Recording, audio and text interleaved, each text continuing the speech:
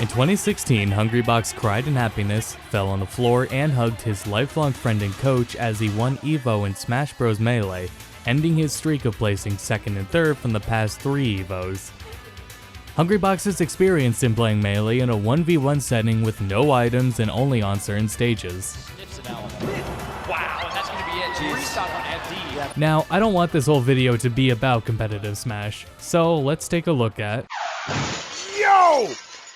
Video games. Every once in a while, Maximilian Dude and the Yo Video Games crew stream 8-player Smash. I smacked you and I died with you. I feel something. Oh god, I went through Hog.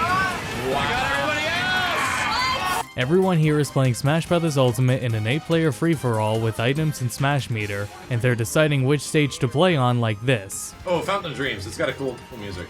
Oh, yeah.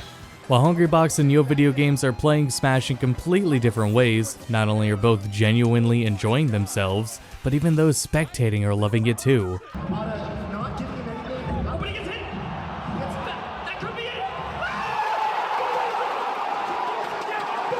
If you're having fun playing the way you are, then you are playing Super Smash Bros. Correctly, and that's the beauty of Smash.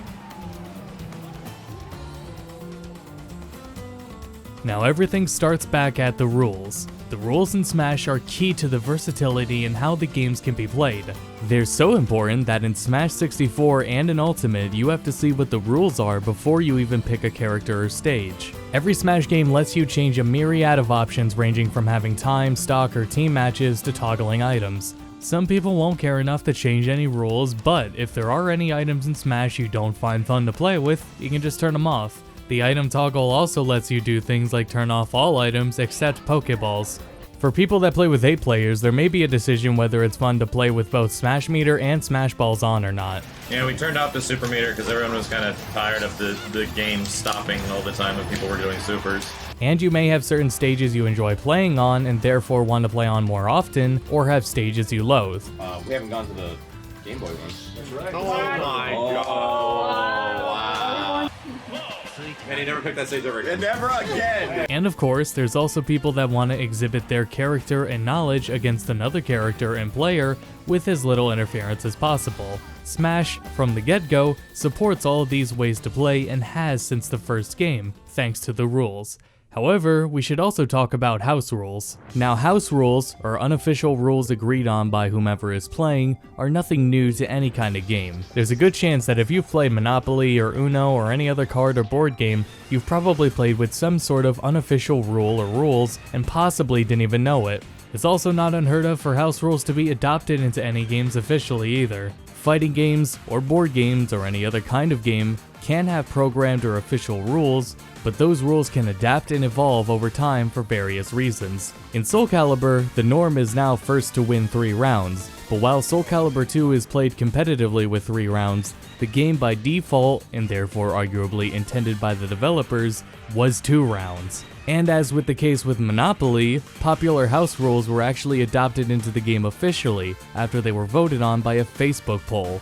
It's also not unlike how grabs in Street Fighter 2 used to be very overpowered with deceptive range and dealing a ton of damage, so Capcom added grab teching to Turbo and every other Street Fighter game since. But before that, players in arcades would have an understanding not to spam grabs, and if you did, there could have been fights that broke out over it. And Smash balances several factors that contribute to however you play. For example, items get buffed and nerfed, and as Sakurai has said before, characters are balanced with consideration to how they fare in a free-for-all setting or even team settings. Even though it can be hard to land a hit with this move, it can be really effective when used against a group of opponents. So as far as competitive Smash is concerned, the idea of employing rules and regulations at tournaments where there are stakes on the line isn't anything new. There's competitive Monopoly tournaments that have rules on what you're allowed to have on your person near the table, and you're not allowed to take notes or have a calculator. And how you would play blackjack at home with no stakes on the line is probably going to be different than how it would be played in an actual casino. Both of which you could call party games, loosely, but that hasn't stopped anyone from playing them for stakes and enforcing different rules.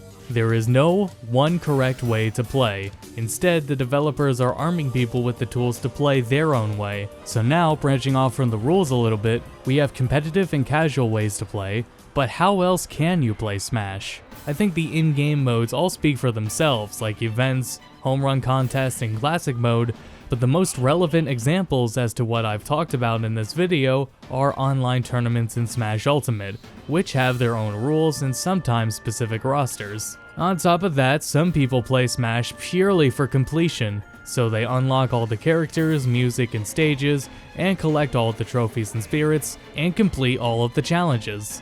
There's also custom stages, a myriad of which you can find right in-game, but let me shout out a YouTube series. Welcome to Custom Smash! In Custom Smash, Tom Fox makes and demonstrates how to play on custom stages he makes in Smash Ultimate. And a final example is combo contests. Alright, so we got Falcon on Yoshi here.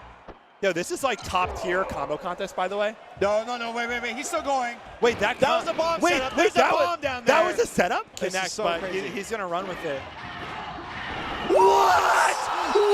What was that? Combo contests are held at Super Smash Con every year, and players show up to demonstrate crazy training mode combos in Smash 64, which, by the way, is not unlike fighting game players that strictly play training mode, or even speedrunners or anyone who is trying to complete some sort of meta challenge that they set for themselves. So for example, there's Zero doing the online Iron Man challenge, or this guy who's fighting 5 CPU consecutively with one character. No, the game wasn't designed around you specifically to do these things, but It can be fun to play like this, especially in tag team, so I think it's a good idea to try imposing different types of challenges on yourself. The end. Thank you all for watching. I wanted to make this video for a while, and I have finally put the time in to do so. But now it's time to get back to some other videos I've wanted to make, and also more port reviews. If you want to support me, I do have a Patreon, and if you want, you can follow me on Twitter. And with that, I'll see you all next time.